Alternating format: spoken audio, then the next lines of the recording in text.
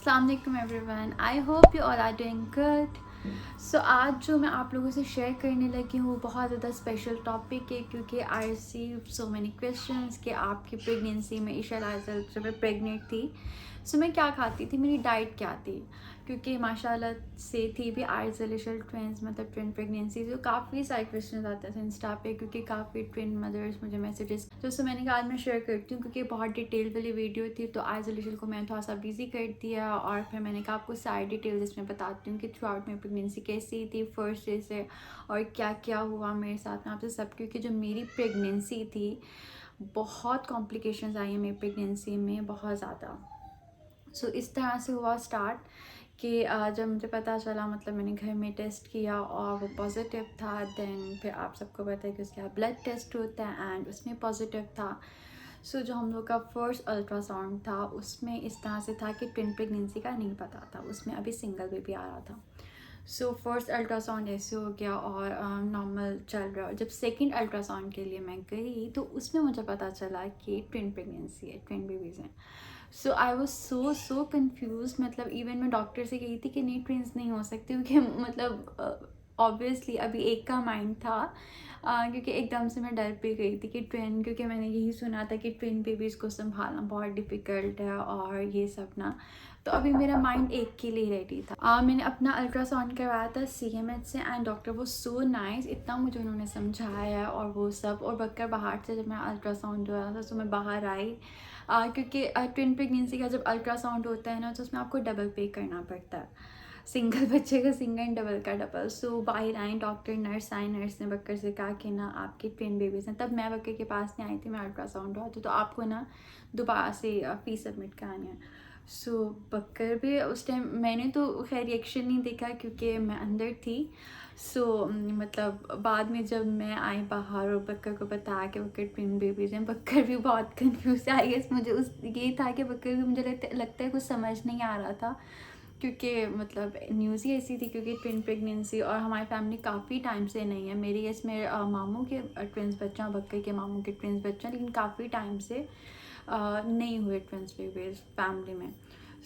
इस तरह से था बक्कर का भी रिएक्शन। उस टाइम तो हम दोनों ही कंफ्यूज थे, समझ नहीं आई थी। गाड़ी में भी हम लोग मतलब सोचते आ रहे थे कि अच्छा ट्विन प्रेगनेंसी है वो सब। खैर अच्छा टाइम गुजर गया। इस टाइम मेरा चल रहा था थर्ड मंथ चल रहा था। इस मुझे वैसे भी अपनी प्रेगनेंसी का थोड़ा सा लेट पता चला था। खैर थर्ड मंथ चल रहा था, सब अच्छा अच्छा चल रहा था। और मैंने जो अपना मैं जाती थी डॉक्टर हॉस्पिटल, जैसे मुझे प्रेगनेंसी वगैरह सब पता चला। ऑब्वियसली आपको एक डॉक्टर चाहिए होता है जो थ्रू आउट आपके साथ रहे प्रेगनेंसी में, कि आपका मतलब सारी आपकी जर्नी आपके साथ रहे आपके 9 मंथ्स। जब डॉक्टर्स हॉस्पिटल में मैंने अपना स्टार्ट किया और इस तरह से था कि जब मैं गई थी डॉक्टर के पास तो 3 मंथ्स तक बिल्कुल माशाल्लाह से सब अच्छा चल रहा था। मैं बहुत एक्टिव थी, आई वॉज सो एक्टिव। ऊपर नीचे हमारे घर में स्टेयर्स हैं तो स्टेयर्स भी ऊपर नीचे एंड वो सब चल रहा था। मतलब मुझे बिल्कुल नॉर्मल, क्योंकि इतना वो फील नहीं हो रहा था।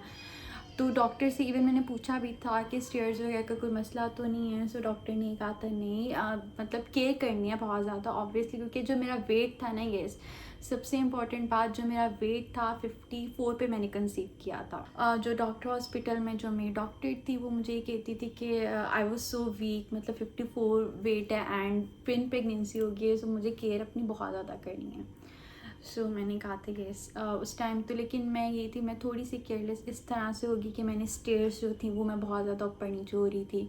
नमाज़ में पढ़ती थी और नमाज ना मैं बैठ के पढ़ती थी, मतलब ऑब्वियसली ज़मीन पे जैसे बैठ के पढ़ते हैं। और मेरा उस टाइम चल रहा था 5th मंथ चल रहा था यस, और मतलब अच्छी जा रही थी 5th मंथ तक से, बहुत अच्छा था, बहुत स्मूथ प्रेगनेंसी थी। इवन जो प्रेगनेंसी में रूप शुप आता है वो सब चल रहा था और बहुत अच्छी थी मेरी प्रेगनेंसी। तो इस तरह से हुआ कि 5th मंथ यस, मतलब वही जो आपको खानी होती है आयरन की मेडिसिन वही सब मेरी चल रही थी। ऑब्वियसली जो प्रेगनेंसी में आपको खानी पड़ती है। मेरे से एक गलती होगी, जो डॉक्टर हॉस्पिटल में डॉक्टर थी ना, उनसे मुझसे ना कुछ खाया नहीं जा रहा था। स्मूथ तो चल रही थी लेकिन मैं चिकन से मुझे बहुत एलर्जी हो गई थी, चिकन की स्मेल, मटन की स्मेल, ये सब हर लड़की को पता होगा जो प्रेग्नेंट है कि किस तरह से आपको स्मेल चिढ़ती है। सो वो मुझसे चीज़ें नहीं खाई जा रही थी। डॉक्टर ने मुझे कहा था आपको मटन खाना ही खाना और इस तरह की सारी इनटेक लेनी है, लेकिन वो मेरे लिए बहुत डिफ़िकल्ट था, वो नहीं। तो मैंने अपने डॉक्टर से ये कहा था कि मैं शेक वगैरह में ज़्यादा हूँ, तो मैं शेक कितने ग्लास में इजीली पी सकती हूँ, 2-3। उस डॉक्टर ने मुझे कहा yes you can drink, 2-3 glass आप पी सकती हो। सो मैंने इसी तरह किया। मतलब दूसरी चीज़ें जो मटन के कबाब शबाब हैं वो मुझसे नहीं इतने खाए गए, और मेरे से गलती हो गई कि जो बनाना शेक है ना, मैंने ज़्यादा पीना स्टार्ट कर दिया। जैसे रात को मतलब 4 बजे उठ रही हूँ, जब भूख लगती थी डॉक्टर ये कहती थी, क्योंकि मैं जल्दी सो रही थी प्रेगनेंसी में, ये 11-12 में मैं सो जाती थी, और वही कोई 5 to 6 उठती थी जब फजर की नमाज के लिए। तो मैं ये करती थी कि मैं बनाना शेक पीती थी 2 ग्लास, और कभी कभी मेरे 3 ग्लास भी हो जाते थे बनाना शेक के। इतनी ज़्यादा मैं उस शेक पे आ गई थी ना, बनाना शेक पे, कि वो मीठा इतना ज़्यादा हो गया मेरे अंदर कि मुझे हो गई शुगर।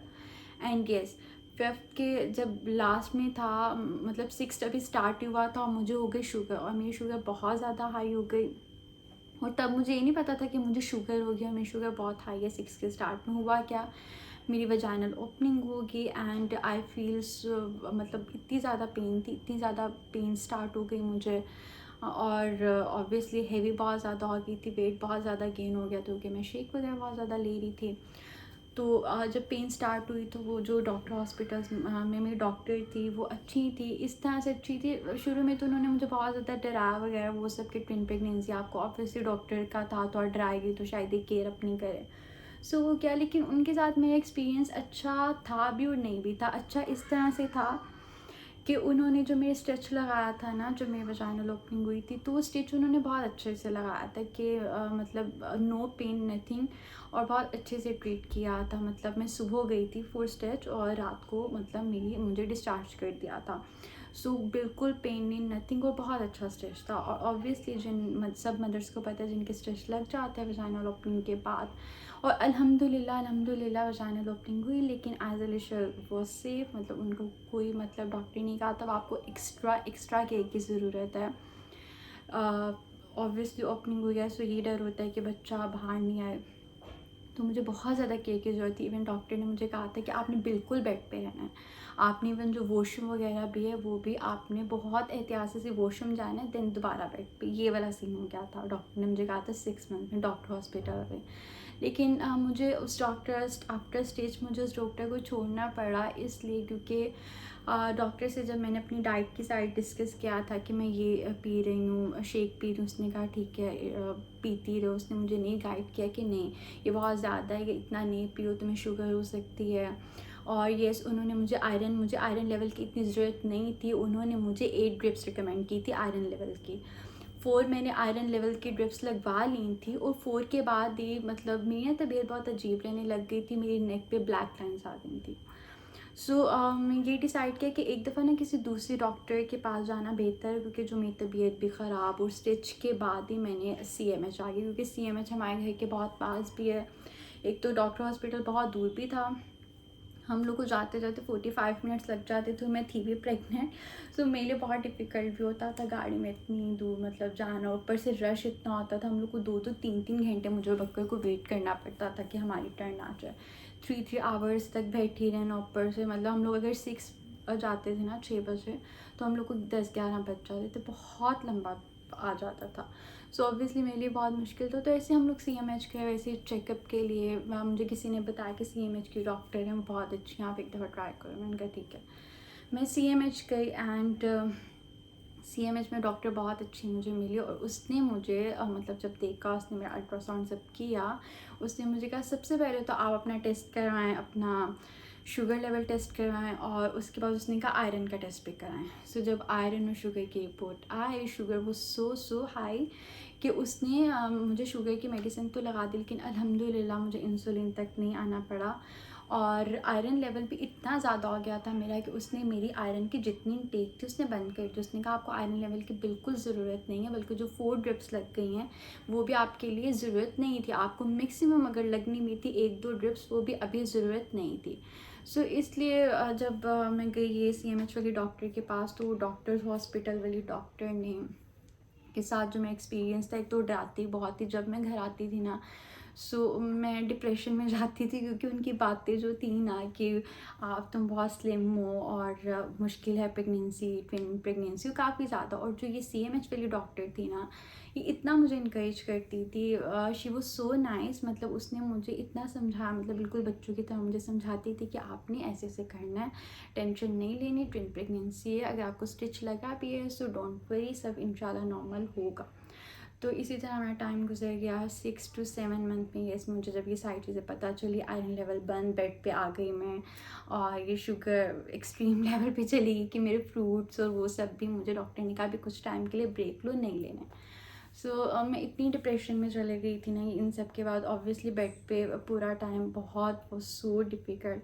तो इस तरह से हुआ कि वो टाइम में मेरी आगे बहनें दो कतर से, जो मेरी 2 सिस्टर्स हैं वो कतर होती हैं, वो लोग आई। तो उसके बाद मेरा टाइम बहुत अच्छा गुजर गया। मैं अपने घर गई एंड मैंने आहिस्ता आहिस्ता वॉक भी स्टार्ट कर दी क्योंकि मुझसे ज़्यादा लेटा नहीं जाता था, क्योंकि ऑब्वियसली जिस बंदे को आदत नहीं होती उनसे ज़्यादा नहीं लेटा जाता। मेरे साथ भी ऐसे हुआ, मुझसे नहीं लेटा जाता था। मैं अपने घर गई और जो मेरी बहनें थी, मतलब उनके साथ फिर मैं आहिस्ता आहिस्ता करके बाहर भी, और मुझे स्टिच लगा था। और स्टिच में सब लड़कियों का क्या होता है कि उन लोगों को रहना ही बेड पे होता है, लेकिन अल्हम्दुलिल्लाह अल्लाह ने इतनी मतलब मेरी हेल्प की इस जर्नी में कि मैं वॉक करती थी, मैं इवन मॉल भी चले जाती थी उनके साथ, लंच पे जा रही हूँ, डिनर पे जा रही हूँ, सब कर रही हूँ। और मेरा टाइम ना फिर आहिस्ता आहिस्ता अच्छा गुजरने लग गया क्योंकि ऑब्वियसली बहनें थी, फैमिली थी, बहुत मज़ा आने लग गया वो सब। सो इसी तरह ही मेरा टाइम गुजरता गया। ऑब्वियसली खाने पे कंट्रोल किया, शुगर लेवल, केक शेक बिल्कुल नहीं खाया, लेकिन येस मैं टेस्ट करती थी। मुझे ना मीठे की बहुत, सबको क्रेविंग्स होती हैं अपनी अपनी प्रेगनेंसी में, मुझे मीठे की क्रेविंग होती थी। मुझे इतनी मीठे की क्रेविंग होती थी कि मुझे होता था कि मुझे एक स्लाइस या एक बाइट ही मिल जाए। तो फिर गैस में मीठा थोड़ा थोड़ा सा खाना, मैंने मीठा भी स्टार्ट कर दिया। और उसके बाद मेरी प्रेगनेंसी अच्छी चलेगी। और फिर इस तरह से हुआ कि 7 के एंड में मेरी बहनें भी वापस चले गई कतर, और CMH वाली डॉक्टर भी मूव हो गई कराची हॉस्पिटल में उधर।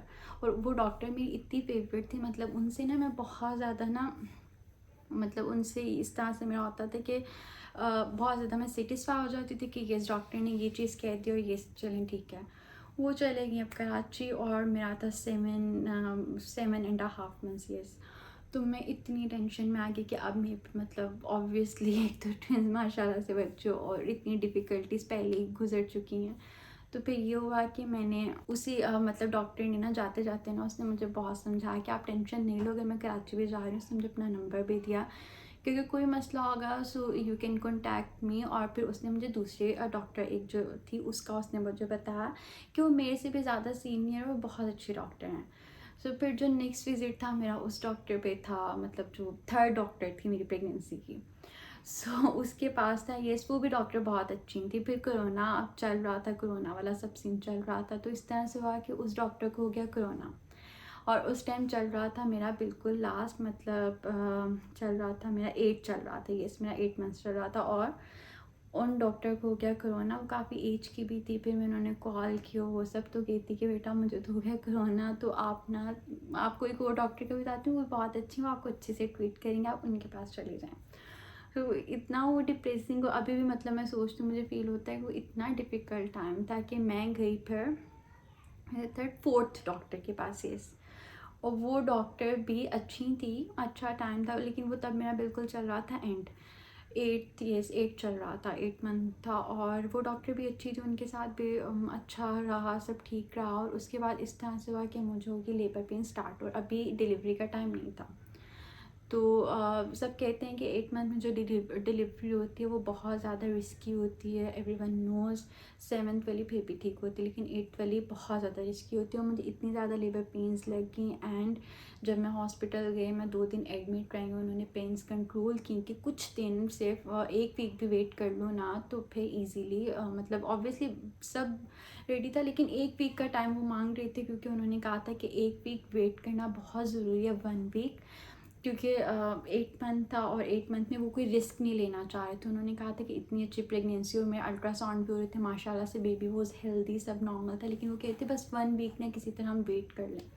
सो उन्होंने मुझे इंजेक्शंस वगैरह लगाया ताकि मेरी लेबर पेन्स जो हैं वो कंट्रोल में रहें। सो ये उसके मुझे इंजेक्शन लगे काफ़ी सारे। मैं 2 दिन हॉस्पिटल में एडमिट रही, CMH में एडमिट थी। तो उसके बाद फिर ये पेन कंट्रोल में हो गई, उन्होंने मुझे मेडिसिन लगाई तो उससे मेरे पेन्स काफ़ी कंट्रोल में कि मेरा 1 वीक गुजर गया और मुझे पेन्स नहीं आई 1 वीक। लेकिन मुझे 2 दिन की पेन थी ना, तोबा, मतलब एक्सट्रीम थी कि मतलब हर जो औरत है उसको आइडिया होगा इस चीज़ का कि किस तरह से होता है। एंड गेस तो वो 2 दिन की पेन बहुत बुरी थी, एडमिट और ड्रिप्स और पता नहीं क्या क्या चल रहा था। सो ये भी हो गया। लेकिन माशाल्लाह बेबीज़ वॉज हेल्दी थी, इसीलिए डॉक्टर चाह रही थी कि वो वेट करें, सिर्फ 1 वीक का वेट वो कही थी। हम लोग कर भी लें लेकिन हम रिस्क नहीं लेना चाह रहे हैं, क्योंकि 8 मंथ में जो बच्चे डिलीवर होते हैं ना वो थोड़े मतलब रिस्की होता है, तो वो नहीं रिस्क लेना चाह रहे थे। तो यस 9th हुआ मेरा स्टार्ट, और 9 जब मेरा स्टार्ट हुआ तो वो वाली जो डॉक्टर थी उन्होंने मुझे प्रॉपर टाइम दिया ऑपरेशन का कि आपने इस दिन आना, आपका इस दिन ऑपरेशन होगा। डॉक्टर वाज नाइस, वो भी अच्छी डॉक्टर थी। तो मैंने कहा चलिए ठीक है, बस अपना ऐसा मतलब डिलीवरी हो जाए मेरी किसी भी तरीके से, इन्हीं डॉक्टर से पेशेंट हो जाए, बाकी जो 3-4 डॉक्टर थी वो तो चले गई। सो इस तरह से हुआ कि वाली डॉक्टर आई। और जब मुझे लेबर पेन मतलब जिस दिन उन्होंने मुझे टाइम दिया था उस दिन इस तरह से था कि CMH हॉस्पिटल मैं किसी को भी रिकमेंड नहीं करूँगी, क्योंकि वो बिल्कुल भी आपका ख्याल नहीं रखते। इस तरह से कि उस टाइम जो थी ना, कोई थी 10-15 लेडीज़ थी जो प्रेग्नेंट थी और जिनके डिलीवरी टाइम थे, और मेरा भी उसी में टाइम था। और मुझे उस टाइम भी लेबर पेन स्टार्ट होगी, लेकिन अभी मेरी टाइम नहीं आया था, मतलब मेरा नंबर नहीं आया था। सो लेकिन मुझे लेबर पेन स्टार्ट हो गई और मैं मतलब नर्स आई, डॉक्टर मैं उन्हें कह रही हूँ कि मुझे पेन्स आ रही हैं, लेकिन वो कह रही हैं जो अभी आपके डॉक्टर हैं वो बिज़ी किसी और पेशेंट के साथ। और उन्होंने मुझे डॉक्टर ने मुझे टाइम दिया था, मुझे याद है सुबह 11 बजे का, 10-11 का टाइम दिया था कि मेरा ऑपरेट होगा। और मेरा ऑपरेट किस टाइम जाके हुआ, अराउंड 4:30 to 5 जाके मेरा ऑपरेट हुआ। इतना लंबा वेट था, और इतने मतलब लंबे वेट में उन्होंने मुझे बेड पे नहीं शिफ्ट किया, किसी जगह पे नहीं। मैं कहाँ पे बैठी थी, एक चेयर पे। माई मदर वो सो वरीड, वो इतनी परेशान थी कि ऑब्वियसली मुझे इस हालत में देख के मैं रो रही हूँ बुरी तरह से कि मुझे पेन्स हो रही हैं। तो मतलब वो बहुत अजीब सा खैर टाइम था, क्योंकि और मतलब बिल्कुल एंड था, और मुझे अभी वो शिफ्ट नहीं कर रहे थे, मुझे लेबर रूम में नहीं लेकर जा रहे थे, बिकॉज उधर एक और लेडी थी जिनका ऑपरेट चल रहा था। तो इस तरह से हुआ कि उस टाइम में मेरी डॉक्टर चेंज हो गई, क्योंकि जो मेरी डॉक्टर थी शी वॉज़ बिज़ी दूसरे पेशेंट के साथ। तो उसके बाद उन्होंने कहा ठीक है अब इसको तो हो गया लेबर पेन स्टार्ट। तो उस टाइम मुझे मिला कोई 5th डॉक्टर जो कि मेल था, और जो मेरा ऑपरेट था फिर एक मेल डॉक्टर ने किया। एंड ये उनका मतलब उन्होंने मेरा ऑपरेट बहुत अच्छा किया, क्योंकि आफ्टर ऑपरेशन काफ़ी लोग को उनके स्टिचेस में पेन हो वो सब, ये ऑब्वियसली मुझे भी हुए। लेकिन अब जब मतलब कुछ लोगों को काफ़ी अरसे तक उनके स्टिच में पेन हो, ब्लीडिंग ये सब रहते हैं, लेकिन अल्हम्दुलिल्लाह उनका मतलब कुछ कहते हैं ना कि कुछ डॉक्टर्स का जो होता है हाथ बहुत अच्छा होता है कि उससे आपका ऑपरेशन बहुत अच्छा होता है। डॉक्टर वॉज नाइस, उसने इवन अभी भी आइसोलेशन का चेकअप वो CMH में होते हैं, कभी कभी उधर मैं उन लोग को लेकर जाती हूँ। उन्होंने आइसोलेशन याद भी, उन्हें याद है कि उन्होंने मेरा ऑपरेट किया था। तो डॉक्टर अच्छे थे, और फिर फाइनली मेरा ऑपरेशन हो गया। और CMH में उन्होंने क्या किया कि मुझे 1 दिन रखा, एंड अगले दिन ही उन्होंने जब मुझे कहा कि मैं अपनी वॉक स्टार्ट करूं, अगले दिन ही उन्होंने मुझे डिस्चार्ज कर दिया। मतलब ऑपरेशन में थी मैं, उन्होंने मेरा कोई ख्याल नहीं रखा, नथिंग, कुछ भी नहीं था। जो सब करना था वो कह रहे थे कि घर वाले, इवन रूम चार्जेस भी इतने थे सब, मतलब ऑब्वियसली प्राइवेट वाला फील था, लेकिन उन्होंने बिल्कुल टेक केयर नहीं किया, बिल्कुल ख्याल नहीं रखा। जो सारा ख्याल हो वो सब वो पेरेंट्स करें आपके। ये था कि काफ़ी मैं मतलब बिल्कुल रिकमेंड नहीं करूँगी हॉस्पिटल किसी को भी, क्योंकि मेरा तो वर्स्ट एक्सपीरियंस था। वर्स्ट एक्सपीरियंस इसलिए डॉक्टर्स की तरफ से नहीं, डॉक्टर वॉज नाइस, सब डॉक्टर्स अच्छे थे, एक्सपीरियंस वेल थे, लेकिन मैं इसलिए एक्सपीरियंस अच्छा नहीं था क्योंकि वो ट्रीट आपको बिल्कुल अच्छा नहीं करते। आप प्रेगनेंसी की हालत में 4-4 घंटे आप एक चेयर पे बैठ रहे हो एंड नो वन केयर्स, कोई नहीं आ रहा कि नहीं मतलब इन्हें स्टार्ट होगी है पेन्स तो इन्हें ले लो, कुछ भी नहीं, सबको उधर अपनी अपनी पड़ी हुई होती है। मतलब कोई मतलब मैं तो रिकमेंड करूँगी डॉक्टर्स हॉस्पिटल भी नहीं। एंड CMH तो मैं इसलिए गई थी क्योंकि मुझे किसी ने कहा था कि इनकी डॉक्टर्स अच्छी हैं, एंड गेस मेरे घर से बहुत पास से सिर्फ 5 मिनट्स के ड्राइव पे था, इसलिए मैं CMH गई थी। एंड फाइनली आइसोलेशन हो गई थी। और मतलब शुक्र है अल्लाह का, बहुत टाइम पे हो गई थी, क्योंकि जितनी मतलब इस तरह से सुनने में लग रहा होगा कि अच्छा ये भी चीज़ हुई, ये भी इतनी डिफ़िकल्ट नहीं थी, लेकिन माई प्रेगनेंसी वो सच में बहुत ज़्यादा डिफ़िकल्ट थी कि मतलब अब तो खैर आइसोलेशन माशाल्लाह से 1.5 ईयर्स की हो गई, लेकिन अभी भी जब मुझे वो सारी चीज़ें याद आती हैं, मतलब रिकॉल होती हैं, तो मैं ये कहती हूँ कि it was such a difficult time. लेकिन माशाल्लाह और अल्हम्दुलिल्लाह आइसोलेशन आप लोग के सामने है। आइसोलेशन की जब बर्थ हुई थी माशाल्लाह वो दोनों हेल्दी बच्चियाँ थी, एंड वेट भी माशाल्लाह उनके बिल्कुल नॉर्मल थे, वो वीक बिल्कुल भी नहीं थी। एंड शुक्र अल्हम्दुलिल्लाह फिर मैं प्रेगनेंसी गुजर की और मैं घर आ गई, और घर आकर आपको जो सारी ऑब्वियसली केयर्स करनी पड़ती हैं मेरी वही सब स्टार्ट हो गई। और ये आइसोलेशन पे बीमार हुई थी। आई विल डिस्कस दिस किसी और वीडियो में कि उनको क्या हुआ था। मतलब प्रेगनेंसी तो सब ठीक गुजर गई थी, लेकिन फर्स्ट जो उनकी सर्दी थी, जो विंटर्स तो उसमें उन लोगों को लग गई थी सर्दी। वो मैं आप लोग को बाद में बताऊंगी कि उन्हें कैसे लगी, तो क्या क्या हुआ था मैं आपको नेक्स्ट वीडियो में बताऊंगी। ये आएगी सी वीडियो काफ़ी लंबी हो गई, मैंने आपको सारी अपनी डिटेल्स बता दी कि मैं प्रेगनेंसी में क्या हुआ था एंड क्या नहीं हुआ था। और अगर अभी भी आपको कोई क्वेश्चन पूछना है, और यस डाइट जो थी ना मेरी, काफ़ी लोग पूछते हैं आप खाती क्या थी जो आपकी बच्चियाँ इतनी प्यारी हैं माशाल्लाह। डाइट पे डिपेंड नहीं करता, it depends on your genes. तो और डाइट पे ही डिपेंड करता है कि बच्चा उससे माशाल्लाह से हेल्दी होता है, ये डिपेंड। लेकिन जो बच्चे के फीचर्स हैं और जो बच्चे का कॉम्प्लेक्शन वगैरह वो सब आपके ऑब्वियसली पेरेंट्स पे डिपेंड करता है। तो ये था। डाइट मेरी इस तरह से थी कि मैं आप लोगों को बता दिए कि शेक अगर किसी ने पीना है तो कम से कम मतलब 1 गिलास बहुत है, इनफ है एक दिन के लिए, इससे ज़्यादा नहीं पी, क्योंकि ऑब्वियसली मैं तो 2-3 गिलास ऐसे पी लेती थी, क्योंकि I love shake smoothies. Even अभी भी मुझे मीठा बहुत पसंद है, मैं बहुत ज़्यादा खाती हूँ मीठा। तो प्रेगनेंसी में मेरी से एक गलती हुई कि मैं 2-2 3-3 गिलास ऐसे पी लेती थी। खैर जिसने स्मूदी पीनी है वो कम, मतलब 1 गिलास इनफ है एक दिन के लिए। मिक्स बेरीज वो स्मूदीज़ पी, यस, और मटन खाएं ताकि आपको आयरन की इतनी ज़रूरत नहीं पड़े। अल्हम्दुलिल्लाह मुझे भी आयरन की इतनी ज़रूरत नहीं पड़ी, वो तो शुक्र है। मैंने 4 ड्रिप्स लगवाएं, और आफ्टर 4 ड्रिप्स जब मैं CMH आई तो उसने मुझे कहा योर आयरन लेवल वो सो हाई। सो शुक्र है मैंने अपनी ड्रिप्स वहीं पे बंद करा दी और मुझे इतनी आयरन की ज़रूरत नहीं पड़ी, क्योंकि कुछ लोगों को तो बहुत आयरन की ज़रूरत पड़ती है, उन्हें 10 to 12 ड्रिप्स लगती हैं, लेकिन अल्हम्दुलिल्लाह इतनी नहीं। जो वेजिटेबल्स हैं वो ज़्यादा से ज़्यादा यूज़ करें और बाहर का खाना गैस अवॉइड करें। सो इसके अलावा भी अगर आपको कोई क्वेश्चन पूछना है तो you can ask me on YouTube and Insta, आप मुझसे पूछ सकते हैं। सो मैं आपका क्वेश्चन रीड करके आपको रिप्लाई करूँगी, आपके लिए दोबारा वीडियो बनाऊँगी अगर आपको मुझे कुछ पूछना है प्रेगनेंसी से रिलेटेड या इस तरह से। ये भी और जो भी है ट्विन प्रेगनेंसी वो सो डिफ़िकल्ट सबके लिए।